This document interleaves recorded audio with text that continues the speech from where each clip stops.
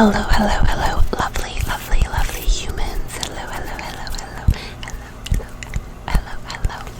Welcome to my channel, or welcome back if you've been here before. If you're not already subscribed, please do so. I post new videos weekly, for the most part. My name is Kate, if you don't already know me. And today, as you can tell from the title, right on schedule, I'm going to be doing my August wrap-up. So, all of the books I read in August, starting from the book I read first to my most current, or my most recent. I'm just going to give you, like, my rating, my own personal little synopsis of the book, and yeah, that's pretty much going to be the thing. It's a Saturday morning. I'm not looking my absolute best, but I was in the mood to film, so we're doing it. Whatever, it's fine. I have 6 books I read in August. I started law school, and I had like orientation and like all the stuff I had to do starting the beginning of the month. So I was not reading nearly as much as I usually do, or as much as I like to. And I also have a couple long ones in here, so I wish it was more than 6, but it is what it is, right? Right. You guys understand? You understand? Okay, let's start with the first book I read in August, which is The Night Circus by Erin Morgenstern. The Night Circus. This is a little bit of a thick boy. How many pages are we at? 387.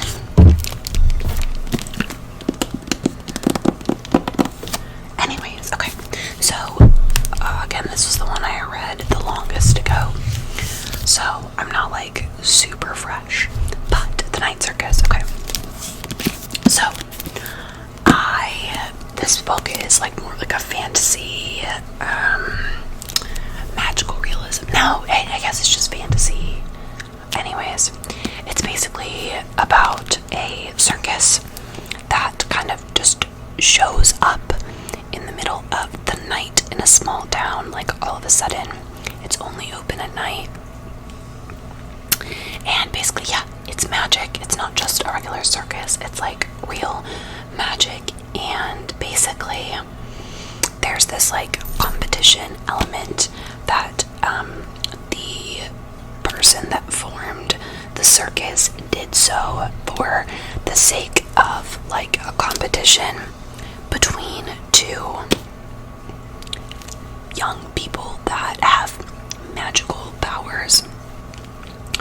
And it's basically this contest between 2 like older men that they have magical powers, and they basically take on proteges that they train and teach, kind of thing, and then they have them sort of compete, and yeah, they basically do so in the circus. The circus is like this whole designed magical being. I don't know, it's kind of hard to explain. Anyways, it's basically fantastic. I never really go for like fantasy, magic type of stuff, mostly because I find myself trying to compare everything to Harry Potter. You can't compare anything to Harry Potter because it's Harry Potter. But I had heard so many good things about this, and I picked it up, and it just was so breathtaking and stunning. Like the descriptions in this, I was so immersed in The Night Circus and all of the characters and all of the descriptions, and it just felt magical just reading it. It warmed my heart. I'm obsessed. I loved this book so much, and then after reading this book, I added everything else she has written to my Goodreads list, because I would read anything that she's written. The descriptions, I believe I rated this like a 4.5 out of 5, something like that. I just could not get enough of the Night Circus. So if you're feeling some magic, some amazing descriptions, kind of being transported, I highly recommend Night Circus. It also, I read it at the beginning of August, in summer obviously, but it gives me very much like fall, cozy, September, October kind of vibe. So if you haven't read it, definitely pick it up. Definitely recommend the Night Circus. That was probably loud. Okay, next I read We Were Liars by E. Lockhart. I'm not gonna lie, get it? I'm not gonna lie, I picked this book up solely because everyone was talking about it. They were like, it's the most amazing plot twist, like you'll never expect it. Y'all,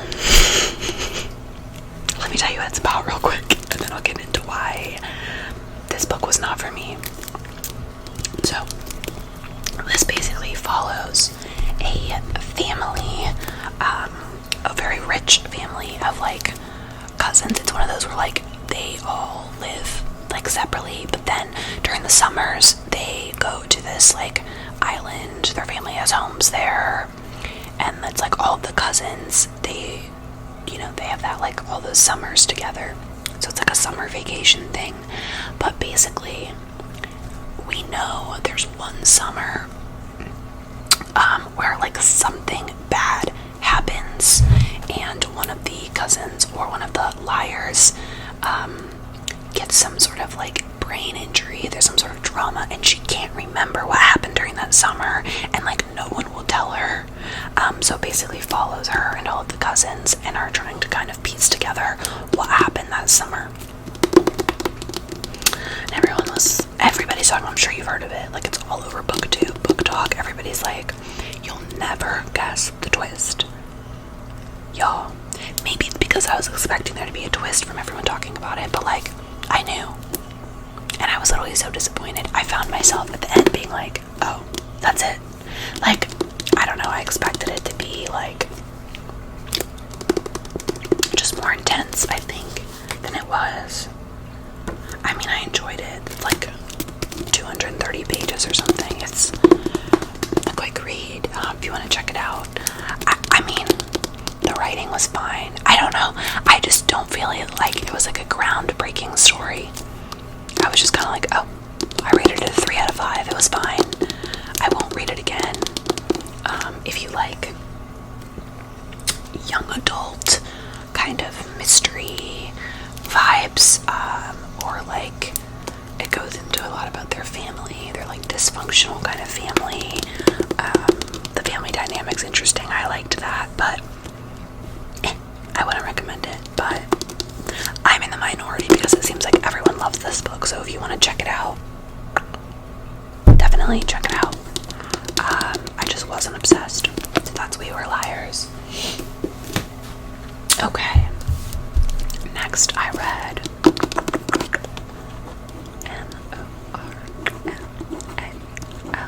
Normal. Normal. P-O-P-L-E. Normal People by Sally Rooney. This is another book I did not like. Okay, like, I know everyone's obsessed with Sally Rooney. She just came out with a new book, which I will be reading. Everybody talks about this book, and I'm not gonna lie, I have it on my shelf. I read Conversations with Friends first, like years ago when it first came out, and liked it. I bought it. I really enjoyed it. So I guess everybody says that Normal People is better than Conversations with Friends. So I was fully expecting to love this, and I was bored. Like, I thought neither of the main characters were likable. It's very much just like these two characters, like in school, that like they meet in high school and they kind of have this like romance, and they go off to college, and like the romance is like off and on continuing for like years. I thought the characters, neither of them were relatable.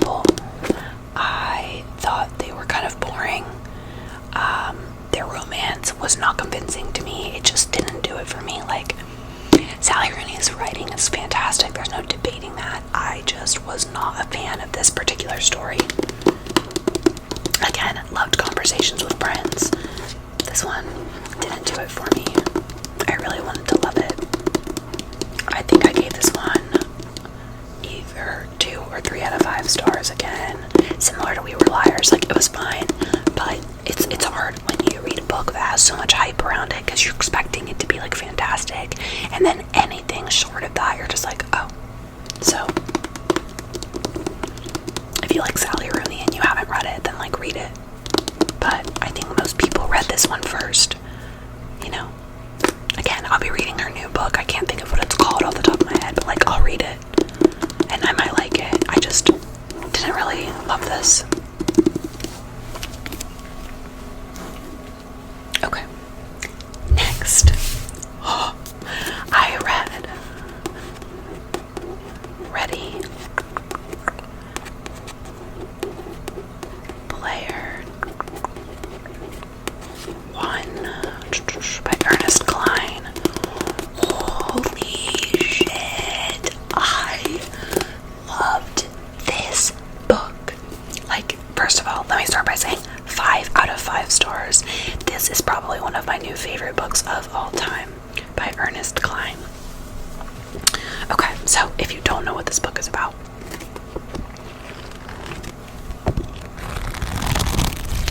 it takes place in the future. I don't know exactly when. 2044. So it takes place in the future. This is about basically this like online world. What do they call it? A virtual utopia. It's like, it's called the Oasis. Basically, it's like a VR. Everybody kind of has like a life inside there. Like even their schools, a lot of people's jobs are like online through the Oasis. And the Oasis was like created by this guy. And this is not a spoiler, this is like the very beginning. That's like the premise. The guy who created the Oasis basically dies. And he puts out this video that's like goes out to like literally every Oasis member. And it's basically saying that there's this huge puzzle Easter egg hunt kind of thing that he put together inside the Oasis. And the first person to solve it gets like can claim the entire Oasis and like all of his fortune and stuff. So it's about this young guy, Wade, who sets out to basically solve it. And we find out from the very beginning that like he's the one that solves it. So like we know we're just following his journey to like solving it and claiming it. And the world building in this story was next level. Like, I was so immersed in this world. I could picture everything. I literally like, and the character development, like the story, like I just loved it. And I never read sci-fi or anything like that. I've never been interested in like this is based a lot on like, there's a lot of reference to like video games and stuff, and I don't believe it. Like, I don't know anything about that. So if that makes you like, if that puts you off from reading, like don't worry about it. Like, it didn't matter to me. I loved it so much. Like, I can only imagine how much I would have loved this book if I actually understood a lot of the references that he made. But like, I just loved it. How long is it? 372 pages. And they made a movie out of this, which I saw, but like I wasn't expecting it to be like that great. But I watched it just like for fun. But like, I was so invested. And what's crazy is that like, he tells you how it ends in the very beginning. Like, we know who wins the contest, and you literally know the ending the whole time. And it did not keep me from being so like invested. I was so invested in the story and the characters in the world of the Oasis. Like, I know he wrote a second one that not as many people liked. And there's like other books he wrote. Anyways, I added all of them to my TBR list because I just could not get enough. Like, after I finished this book, I literally said to my boyfriend, I was like, holy shit, this is literally, like, this is one of my favorite books. Like, I was just, like, awestruck when I finished this. So, if you read any of the books from this video, please read Ready Player One. And if you have read it, tell me how you felt about it. Don't watch the movie before you read the book. Like, the movie's not good, and it's so different from the book. Like, I just wanted to watch it for funsies. But I loved this so much. I'm a huge fan. I definitely will be purchasing, because, you know, I get all my books from the library first, for the most part. I'll definitely be purchasing the book. I'll definitely be reading the second one. Ernest Cline is a genius.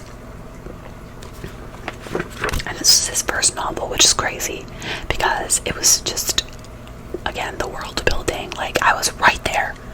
I was in the Oasis, y'all. Like, I can't say enough good things about this book. Underrated. Loved it so much. Okay, 2 more. Next, I read the next 2 books simultaneously, so I was kind of jumping back and forth, but the next book I finished is It Had to Be You by Georgia Clark.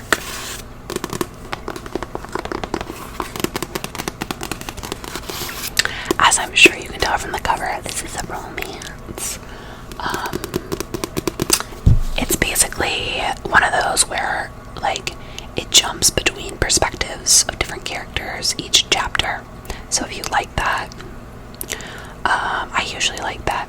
However, I found that in this book, I was only interested in like a few character stories. So sometimes there would be some chapters where I was like, I don't care, because I did not find some of these characters likable or relatable in any way. So I was like, okay, skip to the next part.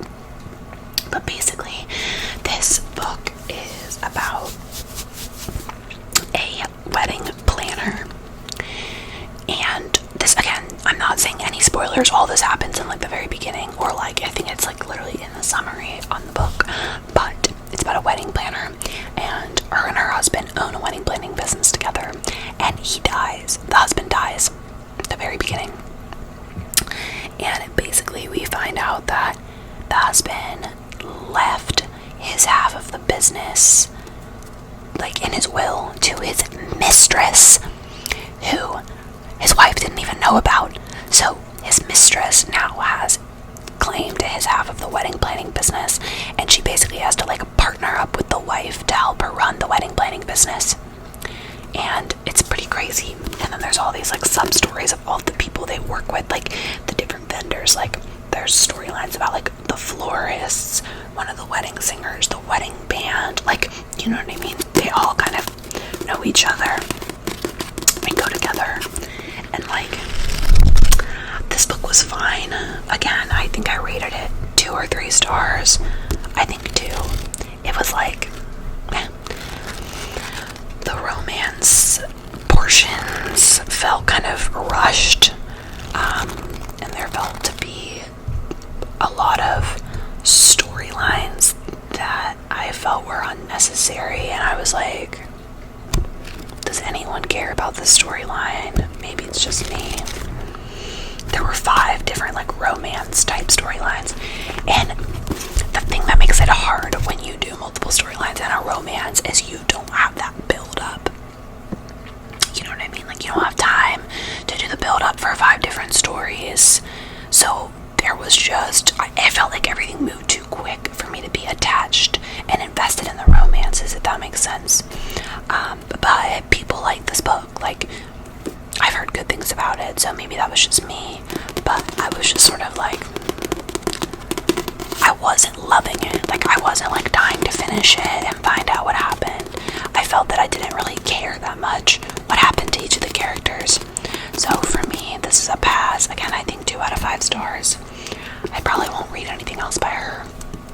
I'm also extremely picky in particular about romance.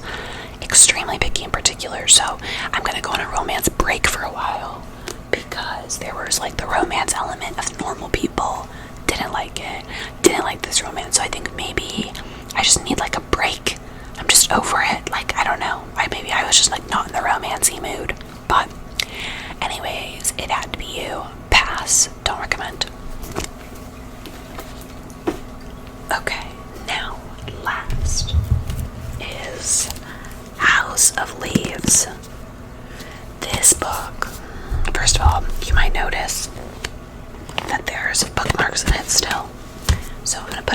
a second because it's heavy.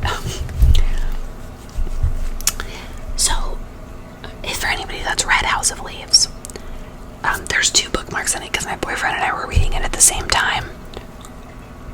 Sorry, there's like a hair on my mic. Okay, it's like stuck. Okay, it's just gonna have to be there. Hopefully you guys can't see that because it's driving me insane. My boyfriend and I were reading it at the same time. So I was also reading It Had to Be You while I was reading this. And I started another book. Anyways. We both have finished the story, but we haven't finished the book.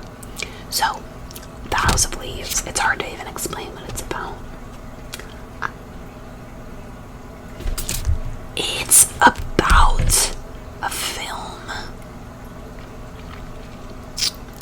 It's about a film, and the film is about this house that is basically like defies the laws of physics, and like this house has this like black hole in it that's like ever shifting and changing, and like sometimes it's open, sometimes it's not, and the film basically follows, it's like a home movie shot by this family that lives in this house, and then the film is like recovered, and basically the book is about the film.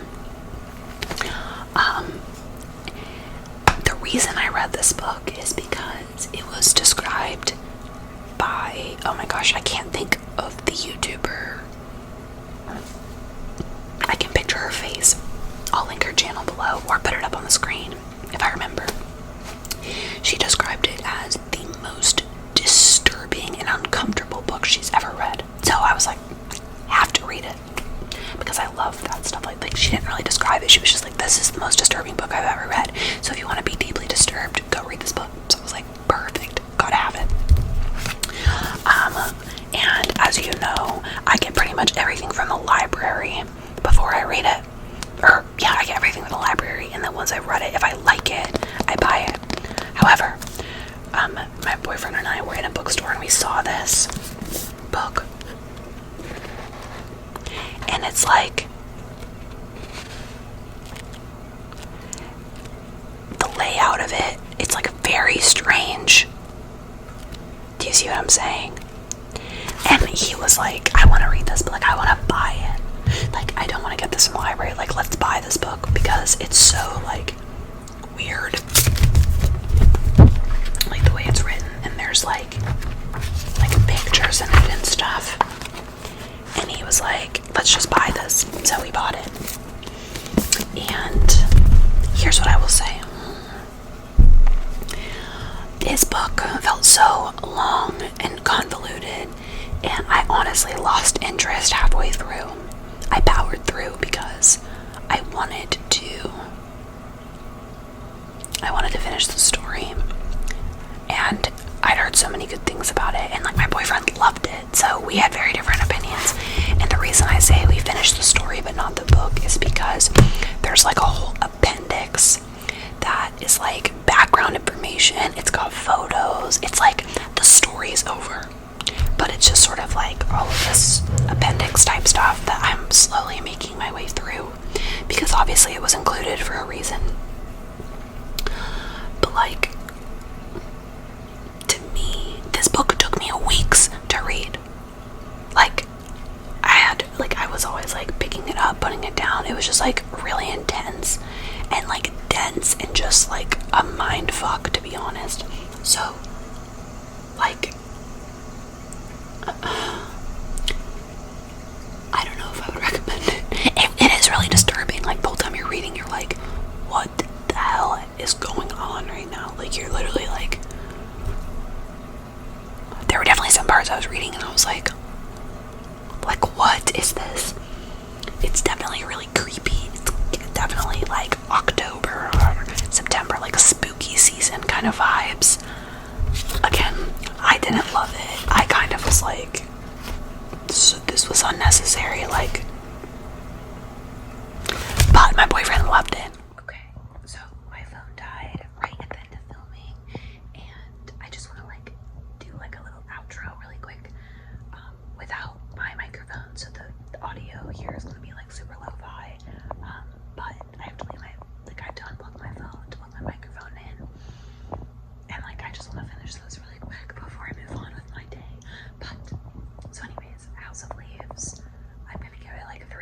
stars because it was a good story, but I feel like it could have been half the length and it would have still had the same impact. That's just me. Anyways, that's all the books I read in August.